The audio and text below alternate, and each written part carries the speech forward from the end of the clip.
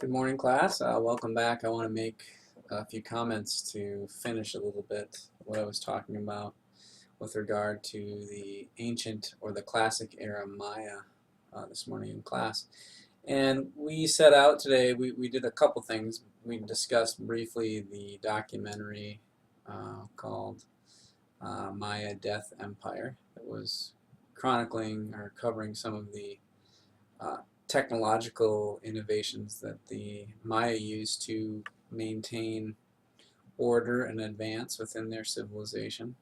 Things like the way in which they constructed their monuments, their efforts at irrigation and water diversion, sort of managing the overabundance of water that exists in the rainforests of southern Mexico and the Yucatan, or Mesoamerica as we refer to it in its historical context.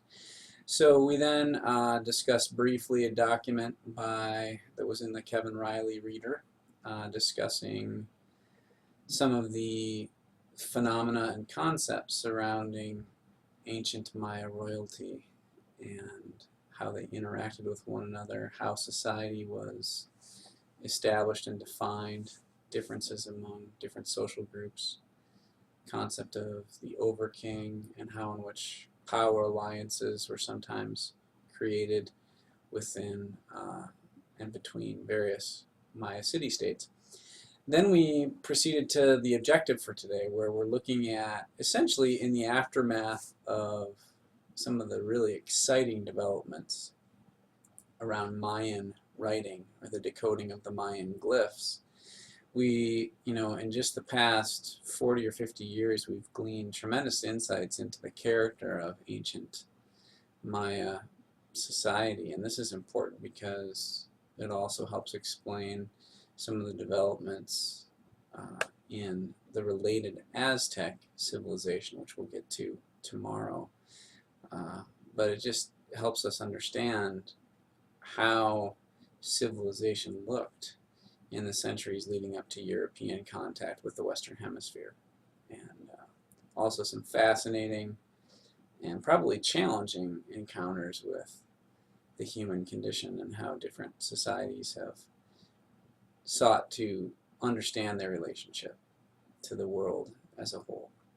So our objective, recent translation, Mayan glyphs, what does it reveal to us about governance, society, religion, and warfare? And so we got started with that. We were talking a bit about glyphs, the interesting character of Mayan writing, how it's partly pictorial or pictographic, it's also partly phonetic, and making that breakthrough when scholars and linguists made that breakthrough starting in the 1950s and on through the 70s. It was a real quantum leap forward in terms of our understanding. We talked about how basically the society of the Maya city-state was constructed. It's pretty uniform across city-states and important to helping us understand how the typical Maya would have gone about his or her life.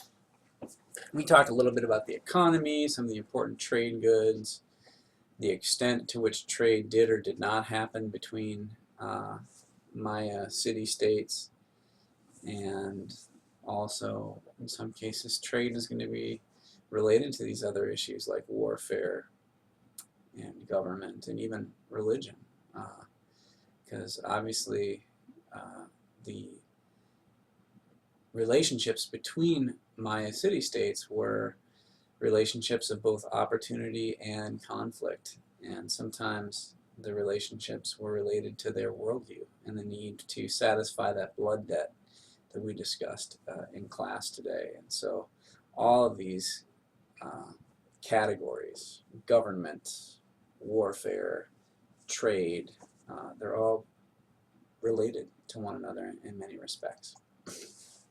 So the Maya worldview, I think I was able hopefully to impress upon you a little bit the importance of the significance of blood, blood debt, the typical Mayan king had his nobility and his priests or scribes that he, in some cases she, but almost always he, would have had regular contact with. And this was very important way of understanding what the king must do to maintain the harmony and stability within society. And in many respects, that involved sacrificing and shedding blood, sometimes one's own blood, in other cases, the blood of others, with the understanding that the higher ranked that individual was within his or her society, the more value his or her blood had in the eyes of the gods.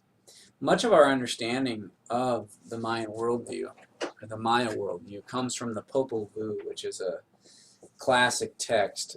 It actually wasn't recorded. It didn't find its written form until the 15 or 1600s, and it came to us from the Yucatan, I believe from the Maya inhabitants of Chichen Itza, which was a post-classic Maya city-state that came along in the centuries following when most of the other city-states had gone into decline. But it had been passed along orally, and it becomes one of our more complete understandings of how the Maya thought about their world. And the Maya believed that all of their gods that they honored were traceable to two founding deities, the male lizard house and the female lady rainbow. And from these initial gods, their offspring became the other gods that the Maya believed in and that the Maya sought to satisfy. And it is these gods that the Maya were satisfying when they were offering their ritual bloodletting and their ritual human sacrifices.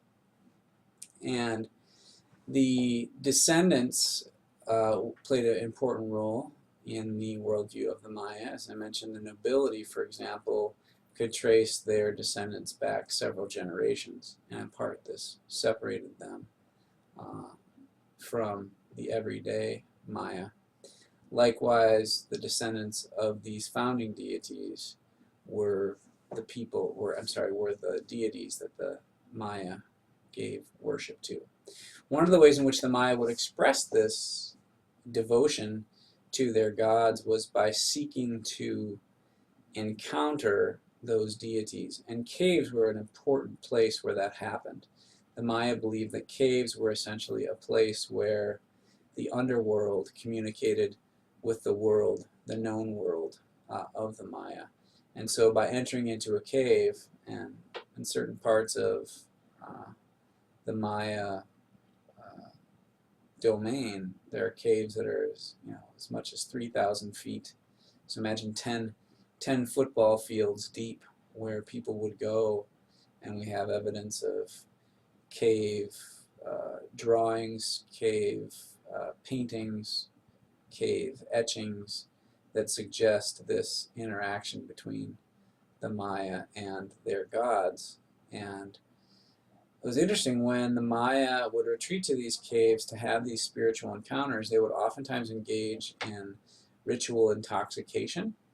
And one of the ways that the Maya practiced this was through, interestingly enough, through enemas of alcohol or other mind-altering substances. So the Maya believed that essentially by getting intoxicated or high, they could become in closer contact with their gods. And they found that by actually having, it's a little graphic, but through the anal enema, the intake of alcohol being essentially inserted into them in places where their bloodstream was very close to the surface of their skin, that they could enhance their intoxication and thereby bring themselves closer to the gods. In this, of course, we've already talked in some detail about bloodletting and sacrifice, and that essentially all of this was undertaken to satisfy their gods and maintain the harmony and balance of their world. Again, the Maya looked to the skies. They were incredible astronomers, and it was their belief that it was the proper shedding of blood that allowed for that harmonious function of heavenly bodies to continue, and for the sun to emerge where it does, when it does, obviously being very critical to their growing season and the success of their society. And so this was a sort of their complicated idea of what held them together. Now the Maya, we know, starting around the year 800, go into a somewhat sudden and mysterious decline. The classic era, one of the ways we distinguish between the classic and the post-classic Maya was that the classic Maya carved their stone, they recorded their history in stone on their monuments. The later post-classic Maya, who are much less numerous and exist more in the north of the Yucatan Peninsula, near the later city of Chichen Itza, they actually paint their stories. And so we actually have less of a record of the later Maya than we do the classic era Maya, because the classic era Maya actually carved and therefore left a more visible record of their experience. So 8th or 9th century, we see this somewhat sudden decline. Countless theories have been put forward. One would involve a very large-scale war, perhaps between two sort of titanic city-states. You can imagine like Tikal and Kulakan, the two that were featured in the documentary for today. Others involve more agriculture, and of course, as is oftentimes the case, rarely is there just one cause for a dramatic decline. It's quite possible that agriculture could have been, the disruptions to agriculture could have been a consequence of widespread military conflict. Could have been climate, drought leading to famine.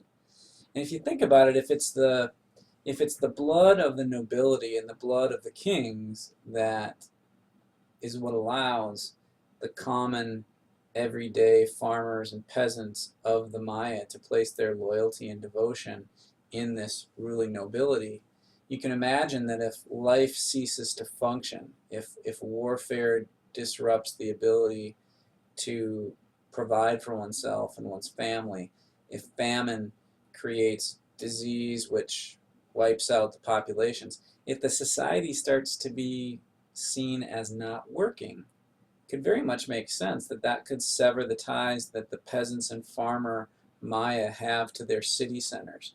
Because the Maya don't suddenly disappear, they just cease to remain urban. And so it's quite possible that these disruptions just severed the ties that the everyday Maya felt, the affinity or loyalty that they felt between themselves and their nobility. And if that's the case, the nobility can't continue to exist without the surplus that comes from the everyday peasants and farmers. So there's a fairly fascinating dynamic that might help explain how Maya, the society of the Maya, ultimately came undone, starting in the 8th or 9th century. Finally, I want to just leave you with a thought. There's an important in-between time. If the Maya decline around the 8th or 9th century, the Aztec aren't really going to emerge, and the Aztec will actually be known as the Mexica. More on that soon. But the Mexica emerge around the 12th or 13th century. In this time between, there is one noteworthy, although it's not a terribly sophisticated civilization, but it's known as the Toltecs, and they are from the Central Valley of Mexico, a city known as Tula. And the reason they're noteworthy here is because there's an important legend that will emerge out of the Toltecs. The Toltecs believed at one point that they had essentially a sort of sacred god by the name of Topitzlan. And Topitzlan was one of two really important primary gods in the Toltec belief system. And Topitzlan is essentially a god that is placed in exile by the Toltecs in these centuries between the Maya and the Mexica, or the Aztec.